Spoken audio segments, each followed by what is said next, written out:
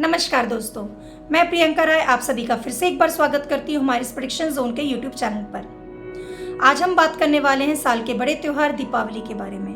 दीपावली में कौन कौन सी पूजा करनी चाहिए, कैसी विधियाँ करनी चाहिए, घर में क्या चीज़ें लेकर आए, कौन से उपाय करें, उन सब चीज़ों के बारे में। दीपावली त्यौहार होता है 5 दिनों का त्यौहार और इस त्यौहार की शुरुआत होती है धनतेरस के दिन से।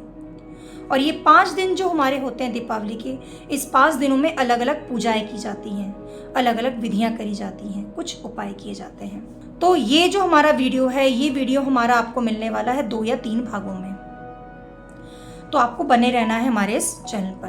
सबसे पहले तो मैं आप लोग को ये कहना चाहूँगी, अगर आप लोग मेरे इस चैनल पर नए हैं तो प्लीज़ लाइक, शेयर और सब्सक्राइब कीजिए। जिनको ज़रूरत है उनके साथ शेयर कीजिए। अब आगे बढ़ते हैं। दीपावली की शुरुआत होती है धनतेरस के दिन से। अब धनतेरस पे हमें क्या उपाय करना है जिससे कि धन की वर्षा हमारे पर साल भर होती रहे। पर उसको जानने से पहले हमें ये जानना ज़रूरी है कि धनतेरस मनाई क्यों जाती है, क्या है इसका रीज़न, धनतेरस है क्या, है ना। पहले उसको हमें जानना है। अब धनतेरस क्या है? कार्तिक कृष्ण पक्ष के जो त्रयोदशी की तिथि होती है, मतलब 13वीं तिथि होती है कृष्ण पक्ष की, उसको हम कहते हैं धनतेरस या धन त्रयोदशी भी। अब भारतीय पौराणिक कथाओं के अनुसार या कुछ पुराणों के अनुसार ऐसा कहा जाता है, जब क्षीर सागर में समुद्र मंथन हो रहा था तो धनतेरस के दिन, मतलब इस त्रयोदशी तिथि के दिन, श्री धन्वंतरी जी, मतलब ये किसके रूप हैं? विष्णु जी के, विष्णु भगवान के रूप हैं धन्वंतरी जी। इस दिन ये प्रकट हुए थे, तो उस दिन से ये कहलाने लगा हमारा धनतेरस। श्री धन्वंतरी जी को आयुर्वेद के जनक के रूप में भी जाना जाता है।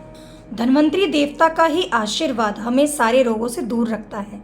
तो जानते हैं इस दिन हमें क्या करना चाहिए। चलिए, सबसे पहले तो मैं अब ये बात करूंगी कि इस दिन की शुरुआत कैसे करनी है धनतेरस के दिन की। तो सबसे पहले तो हमें सुबह सुबह उठ के स्नान कर लें। अब घर की साफ सफाई वगैरह सब करके स्नान वगैरह कर लीजिए। अब इसके बाद आपको क्या करना है? सबसे पहले तो आपको अपने घर के मुख्य द्वार पर, जो आपका मेन दरवाज़ा है, वहाँ पे तोरण लगानी है। अब आम तौर पर जो तोरण होती है वो आम के पत्तों से बनी हुई होती है, पर हमें क्या करना है, आम के पत्तों के साथ में अशोक के कुछ पत्ते भी लगाने हैं। उसका रीज़न क्या है हमें मालूम है, वहाँ ना होता शोक जहाँ होता अशोक। तो इसकी वजह से हमें क्या करना है, हमें अशोक के पत्ते भी कुछ उस तोरण में लगा देने हैं, ठीक है, जिससे हम निरोग रह सकें। अब आगे हमें क्या करना है, अब इस दिन की शुरुआत जब धनतेरस का दिन रहेगा, उस दिन से लेके आपको भाई दूज तक ये सारे रिचुअल्स आपको करने हैं। अब धनतेरस के दिन से आपको अपने घर के मुख्य द्वार, जो बाहर आपका घर के बाहर जो होता है, वहाँ आपको रंगोली बनानी है। आपको पता होगा रंगोली बनाने का रिवाज होता है हमारे दिवाली पर आपको शुरुआत कब से करनी है? धनतेरस के दिन से शुरुआत करनी है। बड़ी अच्छी रंगोली बनाइए, जैसी आपसे बनती है वैसी बनाइए आप। और कब तक कंटिन्यू रखना है आपको? भाई दूज के दिन तक कंटिन्यू रखना है। चलिए, बात ये वाली हो गई। अब भाई हमें मुख्य द्वार पे क्या करना है और 5 दिनों तक हमें रंगोली बनानी है, ये हमने बात करी। अब आगे बढ़ते हैं कि इस दिन पे खरीदारी की जाती है, सभी को मालूम है धनतेरस पर। अब धनतेरस पे हमें क्या क्या खरीदना है वो हम देखते हैं। धनतेरस पे क्या खरीदना है हमें? लोग सोना, चांदी, ये सारी चीज़ें लेते हैं, सोने के आभूषण, चांदी के आभूषण लेते हैं। अब लेकिन हमें इसके साथ में और क्या लेना है? अब जैसे कि मैंने बताया, धनतेरस के दिन कौन प्रकट हुए थे? धन्वंतरी देवता प्रकट हुए। अब धन्वंतरी जी जब प्रकट हुए थे तो उन्होंने हाथ में, जब समुद्र मंथन से निकले थे तो उन्होंने एक हाथ में अमृत कलश लेके निकले थे। और जो वो कलश था वो किस चीज का था? पीतल का था। अभी जो पीतल होता है ना, पीतल धातु, वो उनका प्रिय धातु है धन्वंतरी जी का। तो अब आपको इस दिन क्या करना है? आपको करना है, जब आप ये सोने और चांदी के आभूषण लेके आएंगे ना, तो उस दिन भी आपको कुछ छोटा सा, कोई भी छोटा सा, चाहे बर्तन ही क्यों ना लें या कोई भगवान की छोटी सी मूर्ति कुछ लेकर आए पीतल की, उस दिन आपको ज़रूर लेके आना है पीतल का कोई सामान। अब क्या करना है? अब उसे आपको खाली लेके नहीं आना है कि सिर्फ पीतल का सामान लेके आ जाए। अब हमने एक और क्या बात की थी कि जो धन्वंतरी देवता होते हैं वो होते हैं आयुर्वेद के जनक भी थे और आरोग्य के देव भी कहलाते हैं हमारे। तो अब हमें क्या करना है? अब आपको स्वस्थ भी रहना है ना। तो पहला सुख निरोगी काया। आपका असली धन क्या है? आपका अच्छा स्वास्थ्य। Health is wealth. ये जो धनतेरस का दिन होता है, इस दिन आपको क्या करना है? मैंने पहले बताया था पीतल का कुछ बर्तन लेके आना है, पर अब इसके साथ में आपको कुछ फल और फ्रूट्स भी लेके आने हैं, ठीक है।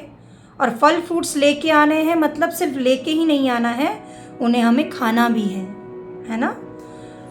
और इस दिन से हमें, धनतेरस के दिन से प्रण ले लेना है कि हमें कुछ फल फ्रूट साल भर कोई ना कोई ऋतु अनुसार सीजनल में जो फ्रूट आता है वो हमें खाना ही खाना है, अगर आप लोग नहीं खाते हैं तो। क्योंकि फल फ्रूट खाएंगे तो अच्छा स्वास्थ्य रहेगा, अच्छा स्वास्थ्य रहेगा तो अच्छा काम कर पाएंगे, अच्छे से काम करेंगे तो ही तो धन आएगा। तो असली धन हमारा स्वास्थ्य है। अब इनको देखो, अब आप लोग लेके आएंगे, पीतल का बर्तन लेके आएंगे और कुछ सोने चांदी की आप जो वस्तु लेके आ रहे हैं वो लेके आ रहे हैं आप, साथ में आप कुछ फल फ्रूट्स लेके आ रहे हैं। अब हमें क्या करना है, जब घर पे लेके आ जाएंगे तो अगर आपके घर में धनवंतरी देवता की कोई फ़ोटो है कोई छोटी सी तो ठीक है, अगर नहीं है तो भी इट्स ओके। आपका जहाँ मंदिर है वहाँ पे आप अपने घी का दीपक जलाइए। घी का दीपक जलाने के बाद आप जो अपने घर में सामान लेके आए हैं, सोने चांदी का अगर कोई सामान लेके आए हैं या कोई बर्तन लेके आए हैं तो उनकी पूजा करिए आप। और साथ में आपने जो पीतल का सामान लेकर आए हैं, चाहे आप कोई भगवान लेकर आए हों, चाहे आप कोई और भगवान का मंदिर का कोई सामान लेकर आए या तो आप कोई बर्तन लेकर आए पीतल का, तो आप उनकी भी पूजा कीजिए। और साथ में जो फल हैं उनको भी आप वहाँ पे मंदिर में रखिए। और फिर उसको जो आप जब आपकी पूजन समाप्त हो जाती है उसके बाद उस फल को एक प्रसाद के रूप में आप उसे ग्रहण कर लीजिए। अगला उपाय है वो है दान का। अब धनतेरस के दिन क्या दान किया जाता है ना। धनतेरस के दिन क्या दान करेंगे हम दान करेंगे दवाइयों का, मेडिसिन का। इस दिन आपको मेडिसिन खरीदनी नहीं है, ये ध्यान रहे। कोई अगर मेडिसिन की आपकी कोई लेनी है तो उसके आगे पीछे एक दिन आगे पीछे लेके रख लीजिएगा आप लोग, पर इस दिन खरीदना नहीं है दवाइयाँ, ठीक है।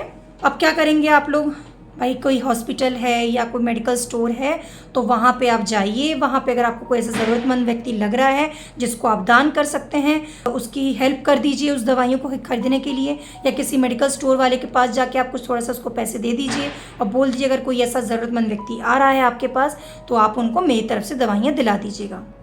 तो ये काम करना है आपको धनतेरस के दिन, ठीक है। अगला उपाय है आपका चौमुखी दिया का। अब आप लोग ये जानते होंगे ना कि घर के बाहर जब हम जिस दिन धनतेरस होता है उस दिन घर के द्वार मतलब बाहर, द्वार पे ही नहीं, द्वार के थोड़ा सा बाहर हम एक चौमुखी दिया जलाते हैं। अब वो ऐसी परंपरा क्यों है, ये जो दिया जलाते हैं, चौमुखी जो दिया जलाते हैं वो जलाते हैं हम यम के नाम का। अब हमने क्या कहा भाई, हम अच्छे स्वस्थ रहेंगे तो यमराज तो हमारे पास नहीं आने वाले ना भाई। अगर हम अच्छी हमारी हेल्थ है तो हम इतनी जल्दी थोड़ी यमराज जी हमें लेने आएंगे। तो हमें क्या करना है, इस दिन हमें यम की पूजा, मतलब यम की पूजा करनी है। यम की पूजा मतलब आपको एक चौमुखी दिया लगाना है यम के नाम का। और कहाँ लगाना है, घर के बाहर लगाना है। आपका जो द्वार है मुख्य द्वार उसके घर के बाहर लगाना है आपको, घर के अंदर उसको लेके भी नहीं आना है।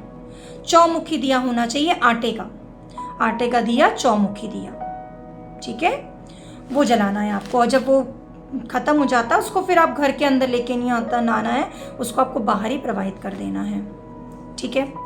अब आगे बढ़ते हैं।